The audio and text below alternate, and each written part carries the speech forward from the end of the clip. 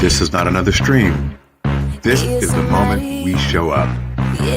Real talk, real truth, real people, ready to rise. No filter, no fluff, just raw conversation that hits where it matters. Welcome to the revolution of You Become You Live. Let's do it live in 5, 4, 3, 2, 1. Hit it!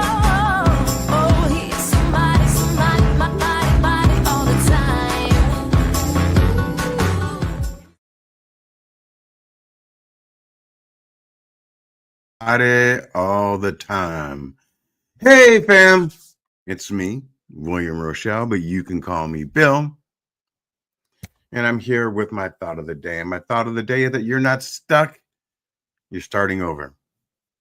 I want to talk to the version of you that's been waking up every morning wondering, why am I still doing this job? Why am I still here? Why do I feel like faking sick just to get a break from this madness? You ever been there? I have. Boy, have I. And if you're nodding your head right now, I want you to know you're not alone. You're not crazy. You're not dramatic. You're just in a situation that's been draining your energy, your joy, your confidence for far too long. Let's call it what it is.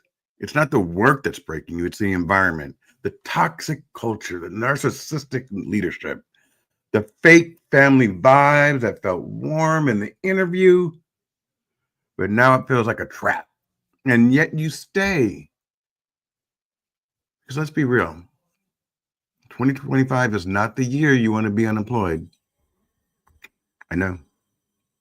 Jobs are limited, inflation is up, security is fragile. So you stay for the paycheck, but listen closely.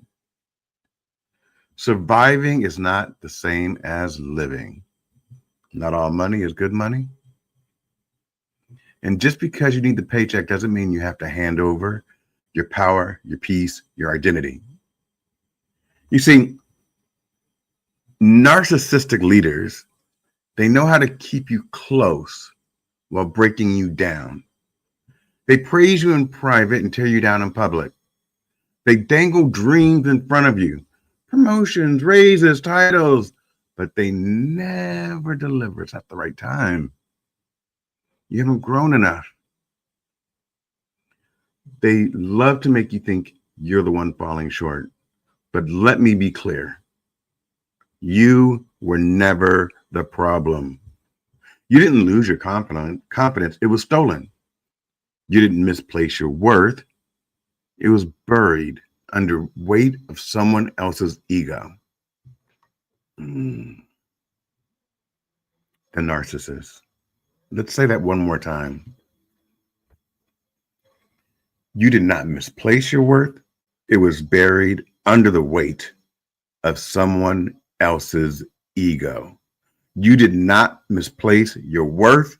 It was buried under the weight of someone else's ego. So today, I'm challenging you to do something different, not something drastic, not quit your job and walk into the sunset.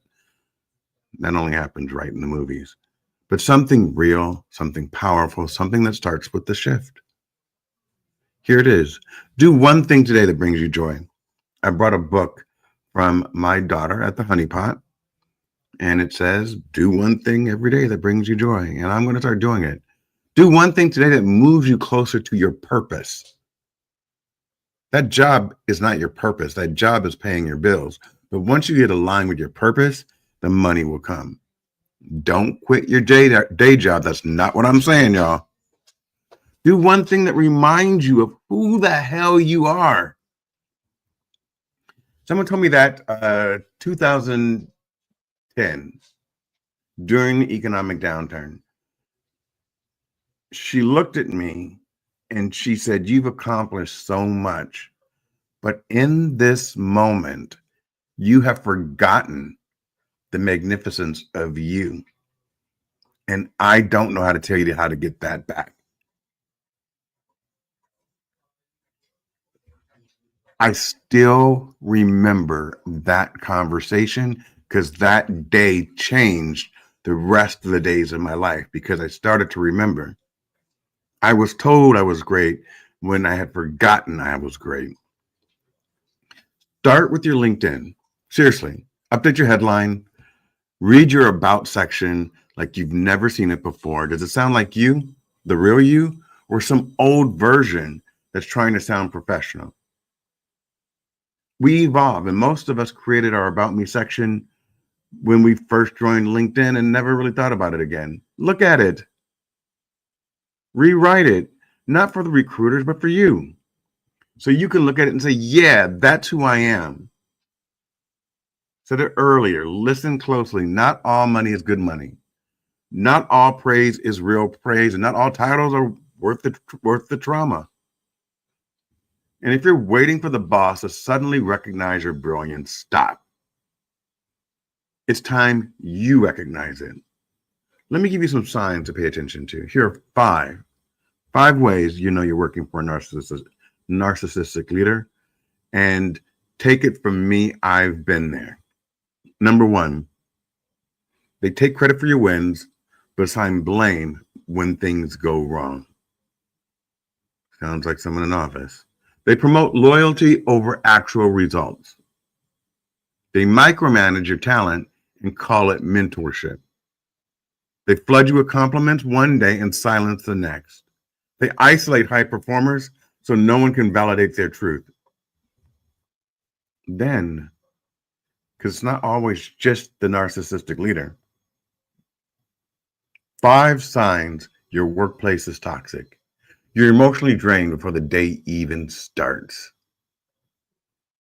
Honest conversations are punished, not appreciated, and you should always be authentic. You should also always be professional. I'm not saying go in there and knock people in the head, but if you feel a specific way about something, I value people that push back because I'm not always right. And so if you're surrounded by yes men, then the leader isn't getting what he wants out of his people. So be the person that says, I agree to disagree, and we can go, I'm willing to go in any direction, but can you hear me just for a second? Next, boundaries are mocked.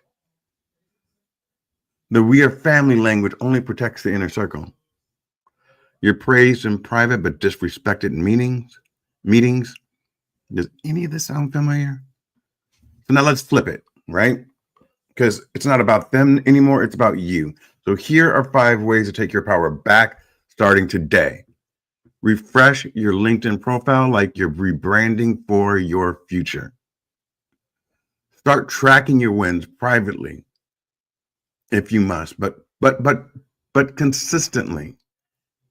And the reason why that's so important is because we are our worst enemies, and then someone else is going to tell us when we fail. So we're never really identifying those wins. Reconnect with mentors and friends that actually see you. Identify what really matters. Is it freedom, growth, creativity? And aim in that direction. Set a personal deadline for change, not someday, a date, and start reverse engineering this escape plan. Let me say this before we close. You don't have to quit tomorrow, but you do have to stop pretending you're okay. You do have to stop gaslighting yourself into believing this is normal. It's not. You deserve more. You always have. So this is your wake-up call. Not the kind that makes you panic because you got a job, right? You just don't want to be there. But the kind that makes you remember you're not stuck, you're starting over. And when you do it with clarity, do it with courage. Do it with your head held high, your heart open, because what's coming next is so much better than what you've ever left behind. So let's go. Let's walk, head held high, remembering who we are, and not let someone's fragile ass ego make us forget who we are. Peace out, my peeps.